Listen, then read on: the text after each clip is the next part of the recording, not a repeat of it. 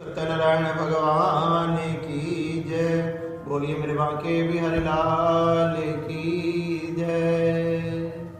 आज भगवान श्री सत्यनारायण का व्रत है। भगवान के भगत इस व्रत को बड़े ही प्रेम से करते हैं। बताया जाता है एक समय नैमिषारण्य तीर्थ में विराजमान शौनकादिक 88,000 ऋषियों ने श्री सुत जी से पूछा, हे प्रभु, इस कलयुग में वेद विद्या रहित मनुष्य को प्रभु भक्ति किस प्रकार मिलेगी? कलिकाल का मनुष्य वेद शास्त्र आदि को पढ़ नहीं पाता, फिर भी भगवान की भक्ति उन्हें किस प्रकार प्राप्त होगी? उनके उद्धार का, उनके पापों से छुटकारा पाने का, उनके संकटों से बचने का, उनकी मनोवांछित इच्छाओं को पूरे करने का कोई ऐसा सरल उपाय बताएं जिसे सभी मनुष्य धारण कर सके। फिर सर्वशास्त्र ज्ञाता श्री सुत जी बोले, हे वैष्णवों में पूज्य, आप सबने प्राणियों के लिए बड़ी ही सुंदर बात पूछी है। मैं आपको एक ऐसा व्रत बतलाता हूँ जिस व्रत को नारद जी ने श्री लक्ष्मी नारायण भगवान से पूछा था, तथा लक्ष्मीपति ने भगवान ने श्री महर्षि नारद जी से कहा था। एक समय योगी राज नारद जी दूसरों की हित की इच्छा से अनेक लोकों में घूमते हुए मृत्यु लोक में आ पहुंचे। जब वह मृत्यु लोक में आ पहुंचे, यहाँ सभी योनियों में जन्मे हुए प्राय सभी मनुष्यों को दुखी देखकर बड़े चिंता करने लगे। वह सोचने लगे कि ऐसा कौन सा उपाय किया जाए जिनसे इन सब मनुष्यों की चिंताएं मुक्त हो जाए। यही सब सोचकर वह विष्णु लोक को गए।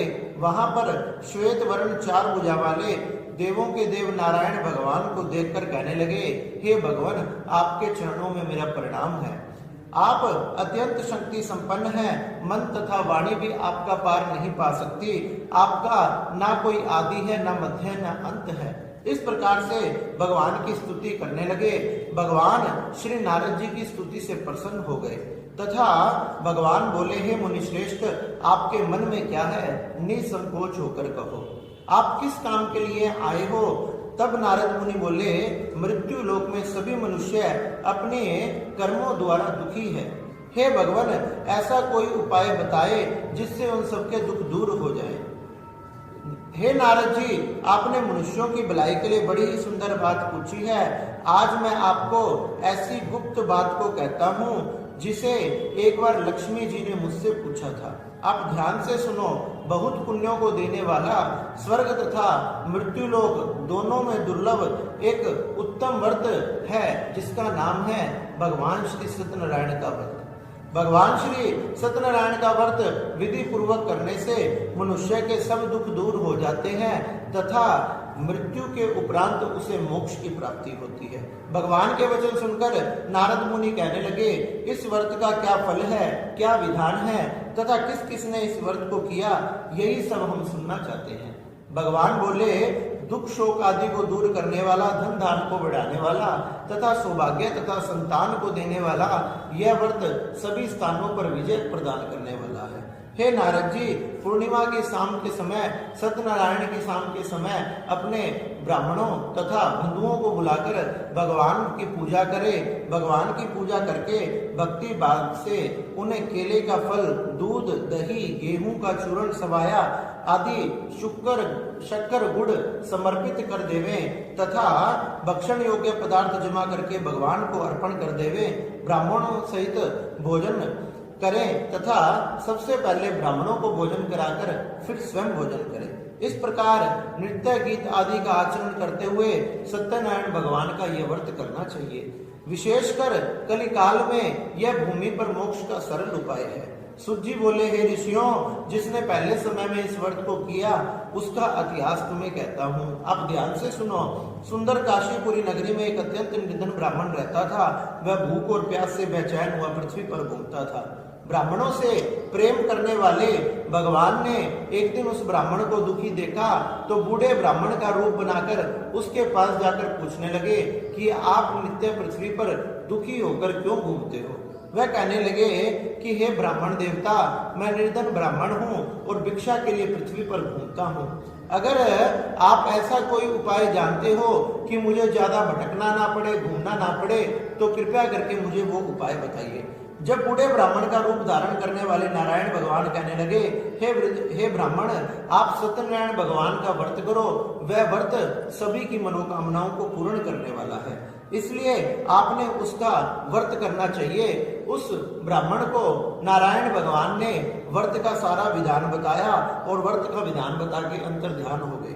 जिस व्रत को वृद्ध ब्राह्मण ने बतलाया उस व्रत को मैं करूंगा, ऐसा निश्चय कर आज जैसे ही वह भिक्षा मांगने के लिए गए तो उन्हें बहुत सा धन प्राप्त हुआ। उन्होंने भगवान की भोग की सामग्री जुटाकर भगवान का बंधुओं के साथ व्रत किया तथा सब दुखों से छूटकर संपत्ति से युक्त हो गया।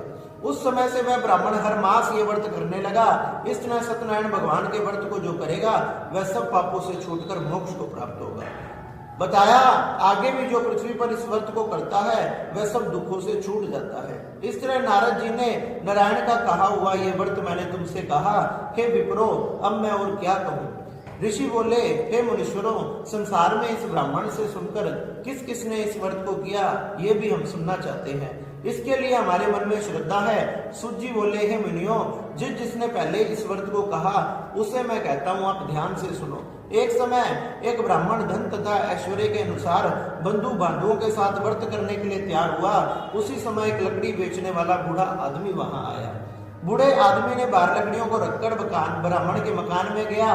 प्यास से दुखी होकर लकड़हारा उनको व्रत करते हुए देखकर पूछने लगा कि आप ये क्या कर रहे हैं। वह कहने लगे, हम सबों मनोकामनाओं को पूर्ण करने वाला सत्यनारायण भगवान की कृपा से उन्हीं का व्रत कर रहे हैं। इन्हीं की कृपा से हमारे यहाँ धनदान आदि की वृद्धि हुई है। ब्राह्मण से इस व्रत के बारे में सब कुछ जानकर लकड़हारा बड़ा प्रसन्न हुआ और चरणामृत तथा प्रसाद लेकर घर आ गया। लकड़हारे ने अपने मन में संकल्प किया कि आज ग्राम में लकड़ी बेचने से जो धन प्राप्त होगा मैं भी उसी से ये व्रत धारण करूंगा। ऐसा विचार कर जहां धनवान लोग रहते थे वहां लकड़ी बेचने के लिए गया तो आज उसे बहुत सा धन प्राप्त हुआ। उसे रोज से दुगना दाम मिला। आज वह बड़ा प्रसन्न हुआ। वह भगवान के लिए फल फ्रूट तथा घी, शक्कर, गेहूं, दूध, दही आदि लेकर सत्यनारायण भगवान की पूजा की सारी सामग्रियां लेकर अपने भाइयों को बुलाकर विधि पूर्वक भगवान का पूजन करने लगा। उस व्रत के प्रभाव से वह बूढ़ा लकड़हारा धन तथा पुत्र आदि से युक्त हो गया और समस्त सुख भोग कर वैकुंठ को चला गया। सूत बोले, हे श्रेष्ठ मुनियों, आगे की कथा कहता हूँ, ध्यान से सुनो। पहले समय में उल्कामुख नाम का एक बुद्धिमान राजा था। वह सत्य वक्ता और जितेंद्रिय था। प्रतिदिन देव स्थानों पर जाता, गरीबों को धन देता तथा उनके कष्ट को दूर करता था। भद्रशिला नदी के तट पर उन दोनों ने सत्यनारायण भगवान का ये व्रत किया। उस समय वहां एक साधु वैश्य आया। उसके पास व्यापार से कमाया हुआ बहुत सा धन था तथा वो नाव को किनारे पर ठहराकर राजा के पास जाकर पूछने लगा कि आप ये क्या कर रहे हैं। हे राजन, मुझे भी बताएं, मेरी भी सुनने की इच्छा है। राजन कहने लगे, हे साधु, अपने बंधुओं के साथ मैं पुत्र आदि के प्राप्ति के लिए महान शक्तिमान सत्यनारायण भगवान का व्रत कर रहा हूँ। राजा के वचन सुनकर साधु आदर से बोला, हे राजन, मुझे भी इसका विधान बताइए, क्योंकि मैं भी इस व्रत को करूंगा। क्योंकि मेरे कोई संतान नहीं है। इस प्रकार राजा से सारा विधान जानकर वह बड़ा प्रसन्न हुआ। घर आकर अपनी स्त्री से संतान देने वाले इस चमत्कारी व्रत के बारे में बतलाया और कहने लगा, जब मेरे संतान हो जाएगी तब मैं इस व्रत को करूंगा। भगवान सत्यनारायण उसके संकल्प से प्रसन्न हो गए। 10वें महीने में एक सुंदर कन्या का जन्म हुआ जिसका नाम कलावती रखा गया। शुक्ल पक्ष की चंद्रमा की तरह वो कन्या दिनों दिन बढ़ने लगी तथा एक दिन अपनी कन्या को कुछ सखियों के साथ खेलते हुए देखा तो उसने अपने दूत को बुलाकर कहा, इसके लिए कोई अच्छा सा लड़का ढूंढ कर लाओ। वह दूत कंचनपुर नगर में गया। वहां से एक सुंदर सा लड़का ढूंढ कर ले आया। उस योग्य लड़के के साथ साधु ने विवाह कर दिया तथा पुत्री को विदा करने लगा। लेकिन दुर्भाग्य से उस समय भी इस व्रत को करना भूल गया तो सत्यनारायण भगवान इससे क्रोधित हो गए तथा सत्यनारायण भगवान ने क्रोधित होकर उसे श्राप दे दिया कि तुझे दारुण दुख की प्राप्ति हो।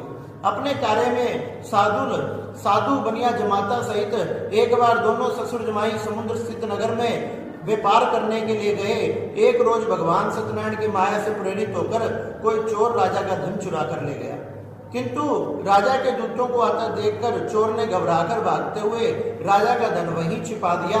और जब सैनिक भागे भागे आए तो सैनिकों ने देखा ये दोनों चोर हैं, इसलिए उन्हीं को पकड़ कर ले गए। दोनों को पकड़ कर ले गए, दोनों को कठिन कारावास में डाल दिया गया।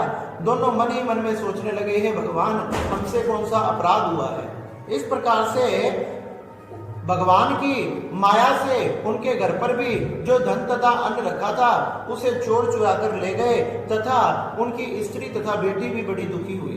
एक दिन उसकी बेटी देर से घर आई। माँ पूछने लगी, बेटी कलावती, तेरे मन में क्या है? इतनी देर तक तू कहाँ थी? वह कहने लगी, मैं एक ब्राह्मण के घर पर थी, भगवान सत्यनारायण की कथा सुन रही थी, उसी का प्रसाद लेकर आई हूँ, इसलिए वो लेट हो गई है। तो माँ को जैसे ही सत्यनारायण भगवान का नाम सुनाई दिया, अपनी भूल का एहसास हुआ तथा उसने भी सत्यनारायण भगवान को प्रणाम करके नमस्कार करके क्षमा याचना करी और कहने लगी, हे सत्यनारायण भगवान, हम सबका अपराध क्षमा करो, मेरे पति तथा दामाद जल्दी घर आ जावे, हम आपका व्रत तथा पूजा करेंगे। इस प्रकार भगवान की पूजा की तैयारियां करने लगी। उधर पति देव भी जेल में बैठे बैठे सत्यनारायण भगवान को याद करने लगे, हे सत्यनारायण भगवान, हमें क्षमा करो, हमें हमारी भूल का एहसास हुआ है। सत्यनारायण भगवान उनकी इस क्षमा प्रार्थना से प्रसन्न हो गए तथा राजा को सपन में दर्शन देकर कहा कि दोनों को सुबह छोड़ देना, ये दोनों चोर नहीं है, नहीं तो तेरा सारा राज्य नष्ट कर दूंगा। राजा ने सभा में अपना सपन सुनाया। सारे सभासदों ने कहा कि भगवान की आज्ञा है तो इन्हें छोड़ देना चाहिए। उन दोनों को बहुत से वस्त्र आभूषण देकर छोड़ दिया गया।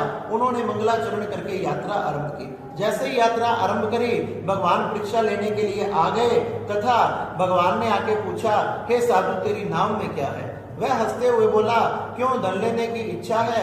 मेरी नाव में तो बेल और पत्ते भरे हुए हैं। इस प्रकार भगवान ने कहा, तेरा वचन सत्य हो।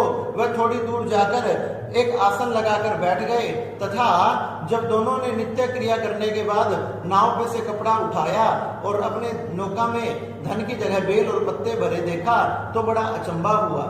जब जैसे ही बेल पत्ते देखे, मूर्छित होकर जमीन पर गिर पड़ा तथा जमाई ने उठाते हुए कहा कि ये भगवान का श्राप है, हमने उनकी शरण में चलना चाहिए। वह भगवान के शरण में गए, क्षमा याचना मांगने लगे। वो भगवान ने आकाशवाणी की, हे साधु, तू बार बार मेरी पूजा से विमुख क्यों होता है? तू असत्य वचन क्यों बोलता है? वह बार बार क्षमा मांगने लगे, हे प्रभु, आपकी माया का पार तो ब्रह्मा आदि देवता भी नहीं पा सकते, फिर हम कैसे पा सकते हैं? हे भगवान, आप मुझ पर कृपा करो, पहले की तरह नौका में धन भर दो, हमें क्षमा करो, हम सबका अपराध क्षमा करो। भगवान प्रसन्न हो गए, उसकी नौका में धन भर दिया। उन्होंने फिर से यात्रा आरंभ करी। जैसे ही अपने नगर के निकट पहुंचने लगे, एक दूत को घर भेज दिया तथा दूत को घर भेज कर कहा कि संदेश दे देना, हम आ रहे हैं। जैसे ही दूत ने घर आकर संदेश दिया तो उनकी पत्नी बड़ी प्रसन्न हुई, अपनी बेटी से कहने लगी, मैं अपने पति के दर्शन के लिए जाती हूँ, तुम जाकर जल्दी पूजा पूरी कर कर आ जाना। इस प्रकार से वह अपने पति के दर्शन के लिए चली गई, लेकिन जल्दबाजी में उसकी पुत्री भगवान का प्रसाद लेना भूल गई। भगवान रुष्ट हो गए। जैसे ही पुत्री ने आकर देखा, भगवान ने नाव तथा उसके पति को समुद्र में डुबो दिया। ऐसे डूब जाने के बाद साधु बड़ा चिंतित हुआ। सभी रोने लगे, विलाप करने लगे, हाथ उठाकर कहने लगे, भगवान, हमसे क्या अपराध हुआ है, हमें क्षमा करो। आकाशवाणी हुई कि हे साधु, तेरी कन्या मेरे प्रसाद को त्याग कर आई है, अगर जाकर प्रसाद ग्रहण कर कर आएगी तो उसे उसके पति की अवश्य प्राप्ति होगी। इस प्रकार उस आकाशवाणी को सुनकर वो पुत्री भागी भागी घर गई तथा प्रसाद लेकर जैसी लौटी तो उसे उसके पति की तथा नाव धन से भरी हुई प्राप्त हुई। इस प्रकार से साधु अपने समस्त परिवार के साथ हमेशा सत्यनारायण भगवान का व्रत करता रहा। धन दान आदि से युक्त होकर अंततः सभी पापों को नष्ट कर कर वैकुंठ को प्राप्त हुआ। इस प्रकार से श्री सूत जी महाराज कहने लगे, एक समय प्रजापालन में लिंग तुज नाम का राजा था। वह भी शिकार खेलने के लिए वन में गया। शिकार खेलने के बाद बड़ के पेड़ के नीचे बैठा था। उसके सामने कुछ ग्वाल वाले भगवान का पूजन कर रहे थे। भगवान का पूजन कर रहे थे तो अभिमानवश ना भगवान को नमस्कार किया, ना प्रणाम किया, ना पूजन करने गया। और कमाल तो जब हो गई, जब कुछ ग्वाल वाले प्रसाद देने के लिए आए तो प्रसाद लेने से भी मना कर दिया। इस प्रकार जब जैसे ही अपने नगर को वापस लौटा, नगर चारों तरफ से नष्ट भ्रष्ट पाया, साधु संतों से पूछा तो उन्होंने कहा तुझसे जरूर भगवान का कोई अपराध हुआ है, अपनी भूल का एहसास हुआ। वापिस वन में आकर भगवान को नमस्कार करके पूजा करके प्रसाद लेकर जैसे ही लौटा, उसका नगर पहले से भी ज्यादा सजा हुआ था। इस प्रकार वह राजा भी समस्त प्रजा के साथ सत्यनारायण भगवान का व्रत करता रहा तथा सत्यनारायण भगवान का व्रत करते करते अंततः मोक्ष को प्राप्त हुआ। इसलिए हे शौनकादिक 88,000 ऋषियों, यह सत्यनारायण भगवान का व्रत बड़ी ही मनोवांछित इच्छाओं को पूर्ण करने वाला तथा पापों को नष्ट करने वाला है। जो मनुष्य भी इस दुर्लभ व्रत को करेगा, भगवान की कृपा से उसे धन की प्राप्ति होगी। निर्धन को धन की प्राप्ति, जो बंधनों में है उसके सब बंधन मुक्त हो जाएंगे। संतानहीनों को संतान की प्राप्ति होगी तथा सबकी मनोरथ पूरी होगी और अंततः वैकुंठ की प्राप्ति होगी। जिन्होंने पहले इस व्रत को किया उसके दूसरे जन्म की कथा को कहता हूँ। वृद्ध शतानंद ब्राह्मण ने सुदामा का जन्म लेकर मोक्ष को पाया तथा उल्कामुख नाम का राजा दशरथ होकर वैकुंठ को प्राप्त हुआ और साधु नाम के वेश्य ने मोरध्वज बनकर अपने पुत्र को आरे से चीरकर मोक्ष प्राप्त किया और महाराज तुंगध्वज ने स्वयंभू होकर भगवान में भक्ति युक्त कर्म कर मोक्ष को प्राप्त किया। इसलिए हे शौनकादिक 88,000 ऋषियों, जो भी सत्यनारायण भगवान के व्रत को करता है, उनकी कथा को सुनता है, उनके समस्त पाप नष्ट हो जाते हैं और सभी मनोवांछित फलों की प्राप्ति होती है, सभी इच्छाएं पूरी होती है और अंततः भगवान के चरणों की प्राप्ति होती है। इसलिए सभी ने सत्यनारायण भगवान के इस व्रत को करना चाहिए।